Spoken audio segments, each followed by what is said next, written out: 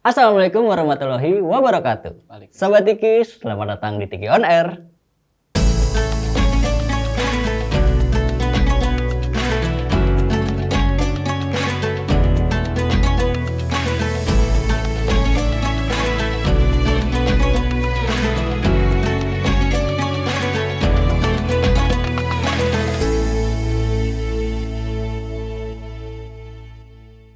Nah, Sobat Tiki, gimana nih puasa minggu kedua kalian? Lancar-lancar nggak? Atau bahkan jangan ada yang nggak? Ayo, jangan sampai nggak lancar loh kalau gitu. Soalnya udah dilihat nih sama Ko Denis, teman-teman. Kalau ngomong-ngomong soal puasa, pasti identik sama bukber. Bukber. Kok kita akan bahas seputar bukber nih ke teman-teman Sobat Tiki. Oke, gimana cara ini aku akan bertanya dari sudut pandang para Gen Z ya kok. Oke. Para Gen Z yang sepertinya bukber itu udah jadi budaya banget untuk mereka. Sebenarnya bukber itu emang usia berapa? Aku tahun ini 35. Oh, berarti udah banyak pahala. Aduh, mudah-mudahan anak sudah 2. Alhamdulillah. Alhamdulillah, semoga Berkah. diberikan Soleh-solehah juga. Iya. Insyaallah. Oke, kok. Gimana Lanjut. tadi? Kita Udah jadi tradisi bahas. ya. Katanya bagi Gen Z katanya. Lanjut. Dari sudut pandang Gen Z. Hmm. Bukber ini ada sejak kapan sih kok? Dan gimana sih sejarahnya ada bukber? Iya. Ini mah kayak tradisinya orang Indonesia kayaknya ya. Sebetulnya kalau bicara ya tentang makan bersamanya, kalau di dalam syariat Islam itu ada. Karena memang kalau makan bersama-sama itu Nabi contohkan, tapi ya itu dia, nggak cuma pas Ramadan aja. Nabi, para sahabat, atau bahkan juga ada riwayat yang menyebutkan Nabi Ibrahim alaihissalam itu kalau makan nggak pernah mau sendirian. Udah ada makanannya depan mata, mau makan, kalau sendirian beliau nyari orang dulu untuk diajak makan, untuk baru sama-sama makan bareng. Sahabatnya Nabi, yaitu putranya Umar ibn Khattab, yaitu Ibnu Umar, juga kayak begitu. Nyari orang yang, terutama yang dianggap tidak mampu ya, maka untuk diajak makan bareng. Nggak pernah mau makan sendirian. Kenapa? Karena memang ada keberkahan. Di hadis-hadis sahih disebutkan Rasulullah Muhammad SAW bersabda yang maknanya bahwa porsi makan berdua itu cukup untuk bertiga. Porsi makanan bertiga itu cukup untuk berempat.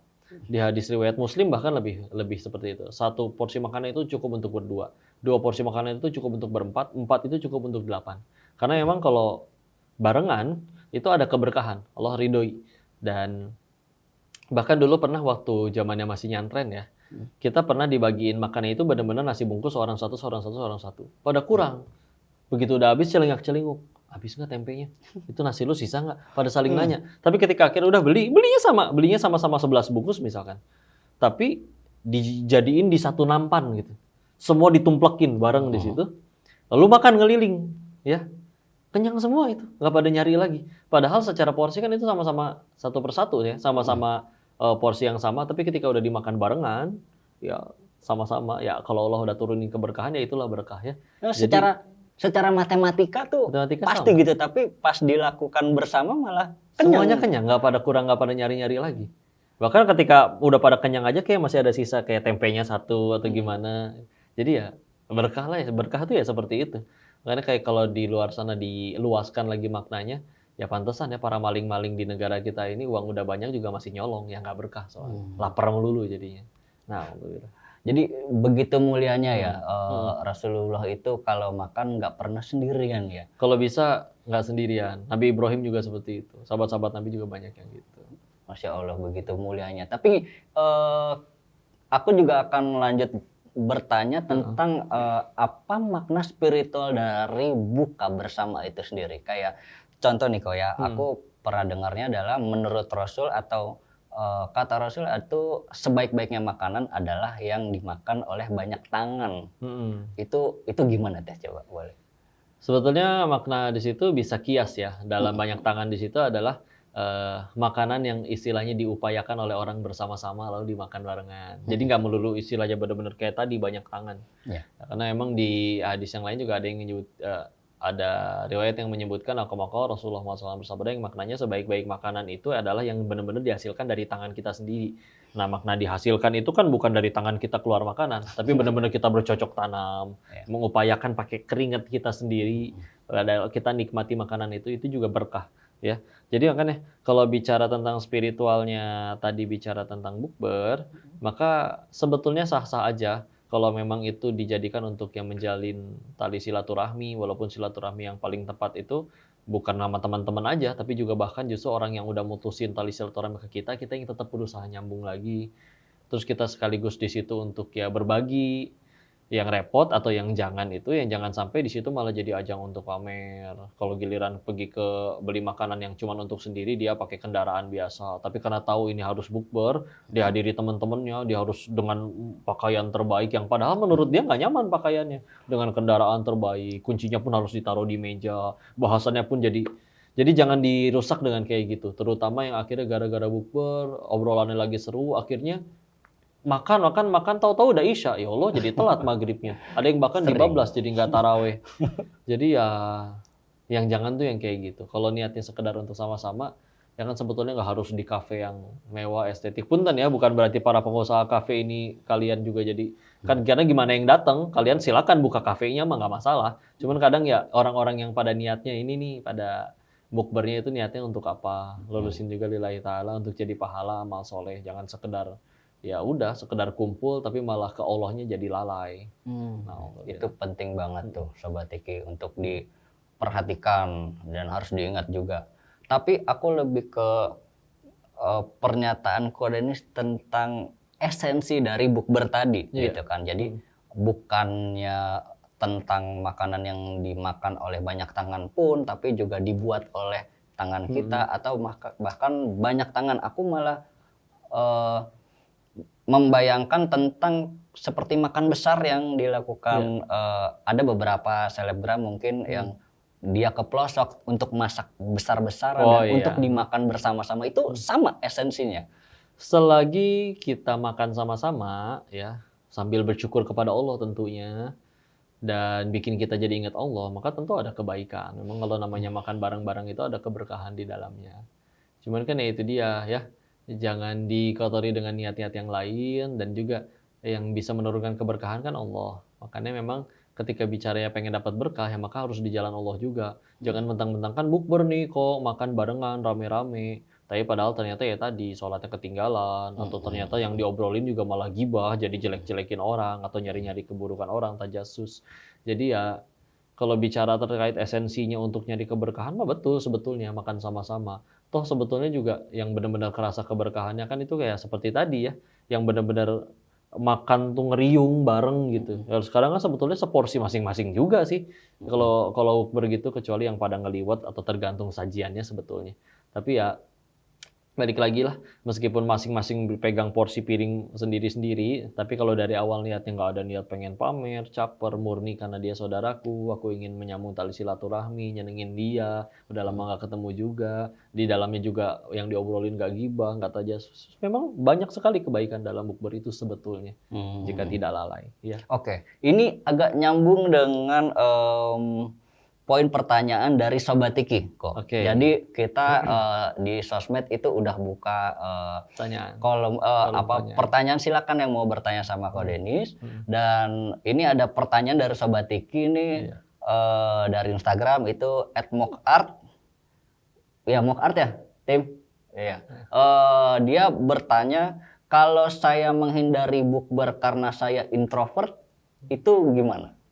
Insya Allah. Introvert kalau emang ya ada yang meyakini introvert tuh emang settingan bawaan orangnya seperti itu ya. Sebetulnya nggak masalah sih. Bahkan ada guru-guru kami yang juga mengingatkan salah satu yang memang harus dikurangi sepanjang kita hidup itu adalah memang mengurangi ketemu orang. Tapi bukan berarti itu melarang kita ketemu orang ya. Kalau kita ketemu orang sebanyak apapun, yakin jadi kebaikan, silakan. Cuman masalahnya kadang nggak semua orang punya kemampuan mengendalikan diri setiap ketemu orang itu jadi pahala atau enggak. Karena ada yang tadinya nggak niat gibah, anteng, gara-gara ketemu orang, terus orangnya tiba-tiba bertanya, tahu nggak? Rusak gitu. Ya, jadi malah jadi gibah. Ya, makanya kalau misalnya kita sadar ya Allah, aku belum sanggup untuk mengendalikan diri, makanya ada anjuran dari guru kami untuk yuk kurang-kurangilah ketemu orang. Kecuali emang benar-benar tadi yakin bisa jadi kebaikan, orang yang diketemuin juga orang baik. Baik di sini juga bukan baik sering raktir ya, tapi baik itu adalah yang bikin kita banyak ingat sama Allah. ketemu orang soleh, yang dibahas adalah ilmu, ingetin ke Allah, hikmah, itu mah kebaikan banget. Jadi eh, silakan kalau misalkan ternyata dia menghindari ketemu karena tahu betul ini yang ngajak ketemu emang tukang gibah semua, jaga diri dulu deh, kayak ini lagi Ramadan, atau emang aku belum nyaman, belum nyambung. Sebetulnya silakan-silakan aja. Ketemu orang pun berarti gimana? Pun silakan-silakan aja, karena sejatinya sesuatu jadi baik di dalam Islam itu standarnya satu, yaitu bikin kita tambah dekat sama Allah. Ada yang merasa dengan menyendiri ini dia tambah dekat sama Allah dengan ibadah tanpa akhirnya terganggu untuk urusan dengan sosial dulu, dijaga sementara ya, jaga jarak, itu juga silakan. Karena kalau misalkan dia yakin aku lebih mudah dapat pahala, dapat amal soleh kalau misalkan ketemu orang, jadi bisa ngobrolin Allah. Makanya kan kaidahnya jelas dari Nabi, man kana yu'minu billahi wal yaumil akhir falyakul khairan aw liyasmut. Barang siapa beriman kepada Allah dan hari akhir, lihat, bicaralah yang baik atau diam. Maka ketika akhirnya tentang bicara aja dikaitkannya sama iman, kamu beriman gak sama Allah dan hari akhir? Kalau kamu benar beriman, udah pilihannya dua. Mau bicara, tapi harus yang jadi yang baik. Kalau misalkan dirasa tidak baik, udah diam mendingan. Jadi sebetulnya silakan mau setiap hari ketemu 1 juta orang, asal jadi kebaikan. Kalau kita sadar ternyata bahwa aku ketemu orang teh malah jadi suka kebawa gibah, aku bukan orang yang lebih sering mempengaruhi orang untuk ikut ke saya, tapi malah lebih gampang kepengaruh orang. Orang yang gibah aku ikut gibah, orang yang ngaji aku ikut ngaji. Maka silakan kalau kayak gitu mah ya.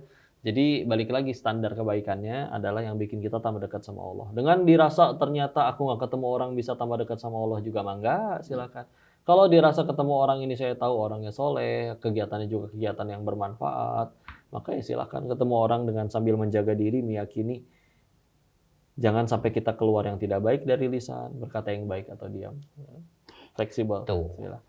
Sobat Iki, semoga terjawab tuh ya pertanyaan dari Sobat Iki yang tadi. Nah, untuk Sobat Iki yang lain yang mau bertanya sama Ko Denis boleh komen di Instagram kita, tapi jangan lupa follow juga Instagram Tiki ID ya. Jadi YouTube-nya juga bisa di komen kan? Iya, Oh, udah iya. bisa. Komen Silakan juga. kalau ada pertanyaan. Tapi kalau komennya sekarang ya nanti berarti di episode selanjutnya. Silakan bertanya. Semoga ada yang nyambung dan bisa kita bahas bareng-bareng ya. Atau mungkin tentunya. usulan tema juga mungkin. Iya. Silakan. Maka jangan lupa komen yang banyak biar kali aja pertanyaannya ada yang nyambung dengan tema selanjutnya. Iya. Kok Ya. masih menyangkut introvert tadi nih. Iya. Kalau misalkan mungkin kalau dari jawaban Ko Denis itu adalah lebih ke menahan diri ya. Iya. Lebih ke menahan diri. Boleh aja untuk seorang introvert untuk menghindari sebuah acara bukber kalau takut Malah jadi tidak dosa. bisa. Ya, tapi kalau misalkan dia juga mungkin yang namanya introvert, dia yang melakukan tapi dia juga mikir gitu kok. Lebih ke kayak begitu udah nggak ikut bukber tapi takut dibilang memutus tali silaturahmi nggak ya gitu. Itu baiknya gimana ya untuk seorang yang berpikir seperti itu? Makanya kan sebetulnya ada kaidah dalam Islam ya bahwa orang yang orang yang berada di tengah masyarakat dan menahan dari segala apa aja resiko yang ada di tengah masyarakat itu bisa jadi lebih baik daripada orang yang dia hanya sendirian di tempat terpencilnya untuk ibadah. Kenapa? Karena Islam itu rahmatan lil alamin. Islam itu nggak cuma nyuruh kita jadi baik, tapi mengajak orang juga ingin jadi baik. Kalau sekedar jadi baik doang udah kita doang baik. Tapi Islam nggak kayak gitu. Islam ngajakin orang jadi baik. Maka kalau misalkan kita soleh untuk diri sendiri saja, makanya kan lebih bermanfaat orang-orang yang akhirnya keluar ketemu orang dan jadi manfaat bagi orang. Bahkan ini juga jadi renungan terkait rukun Islam ya. Yang satu syahadat, kedua sholat, ketiganya kan ternyata sebetulnya zakat bukan puasa. Kenapa? Karena serajin-rajinnya orang puasa, itu kebaikannya buat dia. Tapi kalau zakat kan yang dapat manfaat sekian banyak orang. Jadi begitulah Islam. Jadi sebetulnya introvertnya nggak salah. Tapi ketahuilah bahwa sebetulnya meskipun ketemu orang itu punya potensi jadi dosa, tapi juga punya potensi jadi manfaat sebanyak-banyaknya.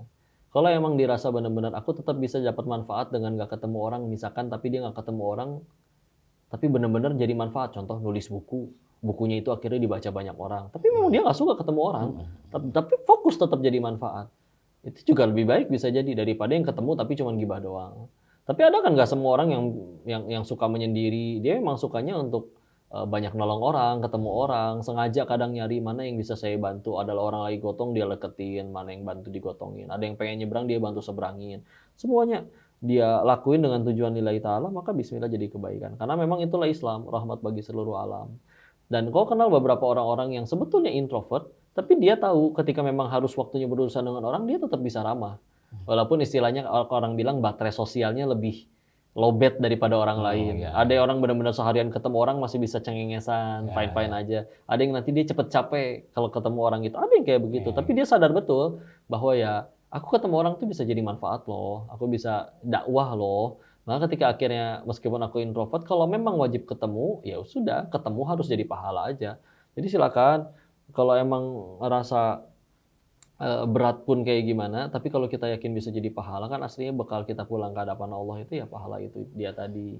Eh, jadi silakan mau menyesuaikan juga. Kalaupun akhirnya udah ngelakuin yang terbaik, namanya aku udah ketemu orang kok, ini tuh bener-bener dari awal, dari pagi sampai maghrib, malamnya masih ada yang ngajak ketemu lagi, sedangkan aku pengen taraweh, pengen ibadah. Nah kalau kayak gitu nggak apa-apa. Terus padahal udah kayak begitu terus orang tetap ngomongin, julitin, ya udahlah balik lagi. Alhamdulillah surga kitanya nggak di mulut orang. Terusin aja kita mah yang penting satu dunia cinta, Allahnya benci juga kita yang repot kok.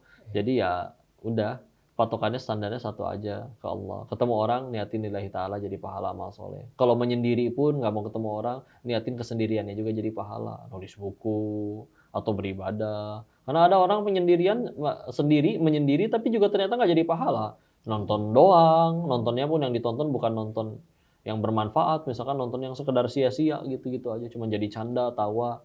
Bukan berarti nggak boleh lihat hiburan ya, tapi kan kadang kan waktu kita tuh segini-gininya gitu. Ada orang yang usianya 40, sama-sama 40, tapi begitu meninggal dia punya pahala sekian banyak, ninggalin karya yang masih dibaca sampai ratusan tahun. Ada yang hidup sama-sama 40 tahun, tapi pas meninggal ya udah amalannya terputus, malah naudzubillah punya dosa jariah. Makanya sebetulnya ada hal-hal yang memang mubah di dalam dunia ini boleh dilakuin. Kayak misalkan lagi sendiri nontonnya pun bukan nonton yang dosa gitu ya. Boleh silakan, tapi ya kalau kita udah tujuannya Allah tuh nanti pasti ada gerakan dalam hati untuk supaya iya sih, tapi kalau 1 jam ini aku pakai baca Quran atau nonton kajian, kayaknya bisa lebih manfaat ya. Lama-lama dia mulai ngurangin tuh. Kan tujuannya tadi yang udah berbeda. Berarti untuk para introvert nggak perlu takut kalau keintrovertan kalian itu malah berakibat buruk kepada orang lain gitu. Ya kok ya, bisa jadi dari hal yang kalian lakukan itu dengan keintrovertan kalian itu bisa jadi ladang pahala lagi selanjutnya gitu kan, dengan mungkin ya tidak ikut bukber, tidak datang ke ajakan teman-teman, bukan berarti memutus tali silaturahmi gitu, tapi paling enggak ada hal yang bisa dilakukan positif terutama ya untuk introvert itu. Nah, kok kalau misalkan itu untuk si introvertnya, tapi kalau misalnya introvertnya nggak mau datang ke bukber karena banyak yang gibah, kok Denis punya pesan nggak untuk teman-teman yang suka gibah ini? Pas bukber tentunya. Coba. Hati-hati ya bahwa kita puasanya ibadah, tapi kan ketika akhirnya ninggalin sholat aja contohnya.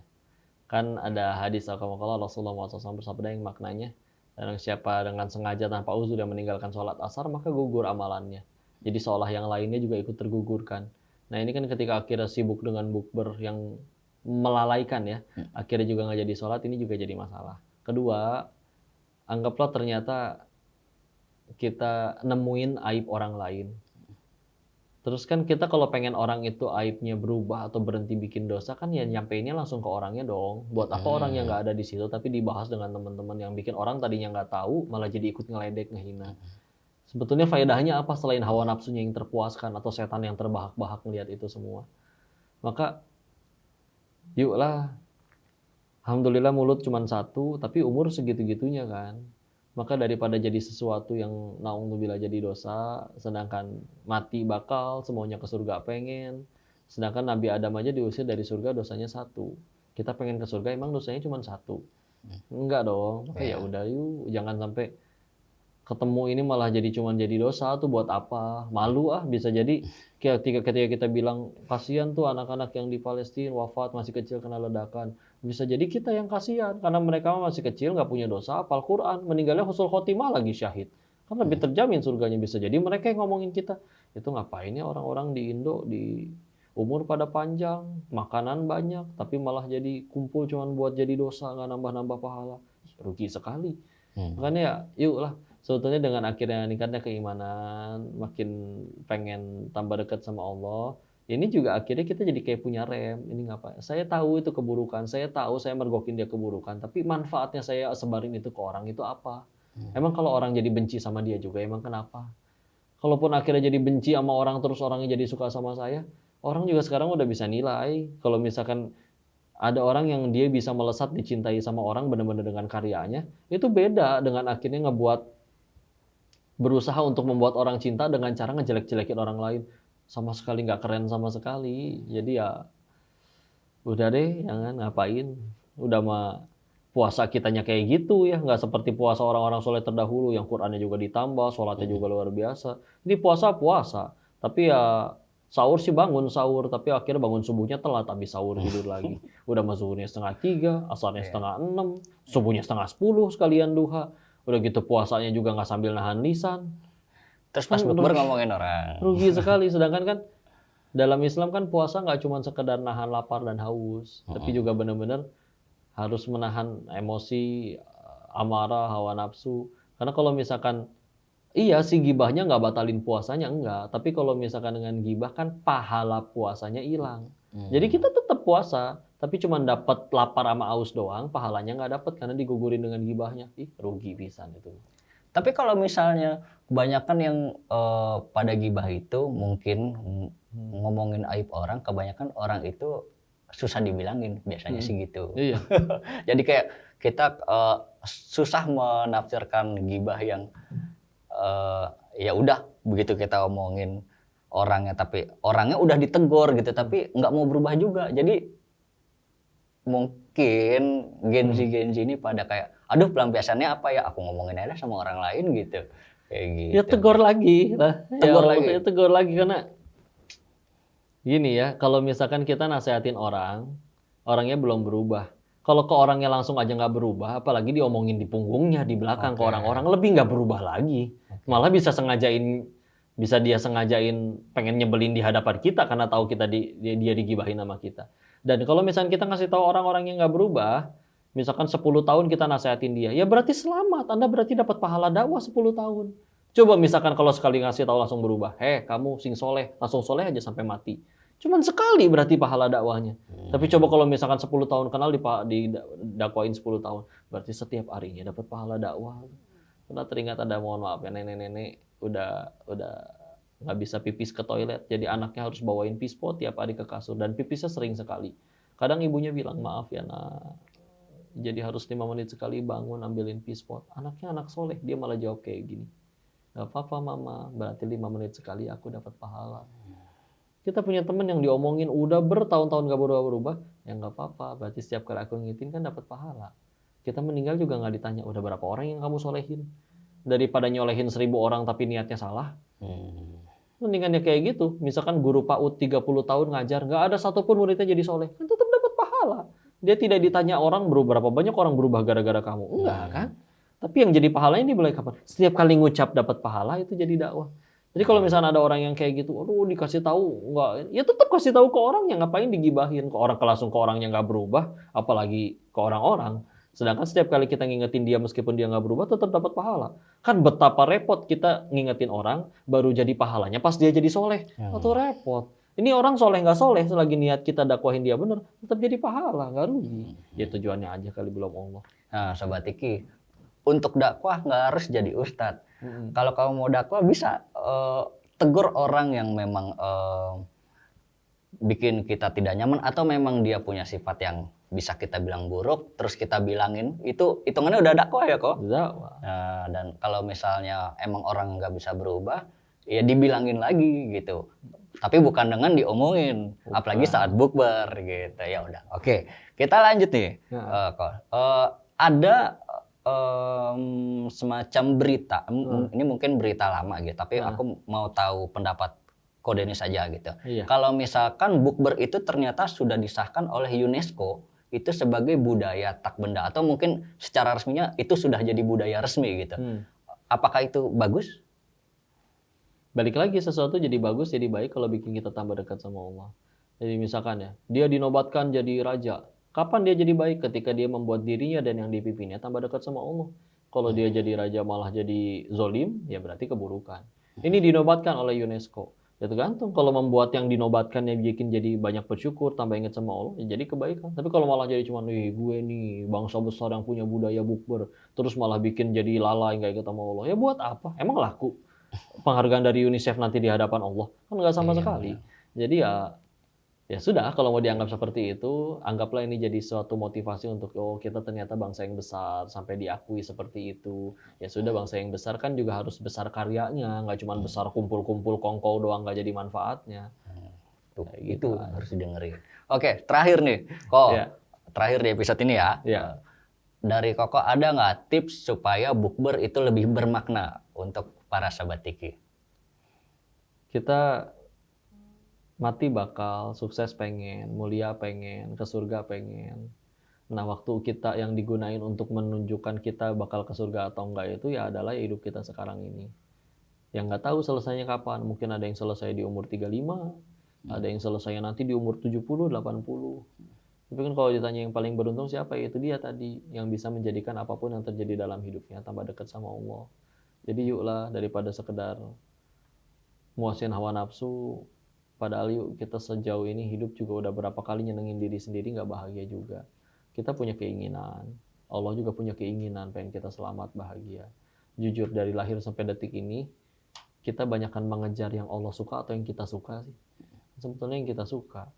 Udah ngebanyakan ngejar yang kita suka, bahkan sebagian udah tercapai. Kok masih sulit bahagia? Ya berarti harus berapa kali kecewa lagi dulu baru sadar. Karena bahagia itu adanya pada apa yang Allah suka, bukan yang kita suka.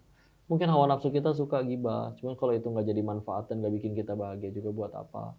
Mendingan jadiin apapun yang terjadi dalam hidup kita, mau bukber, mau apapun, jadi jalan tambah dekat sama Allah, jadi amal soleh, ibadah, dakwah. Maka ya sudah, ketika itu sudah dilakukan, insya Allah itu yang jadi kebaikan dan malah jadi bekal terbaik kita pulang ke hadapan Allah. Amin.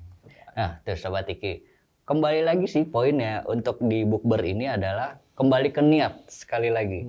Yang selalu dicanangkan sama Ko Denis itu adalah kembali ke niat. Kayak episode kemarin juga tentang puasa, itu kembali ke niat.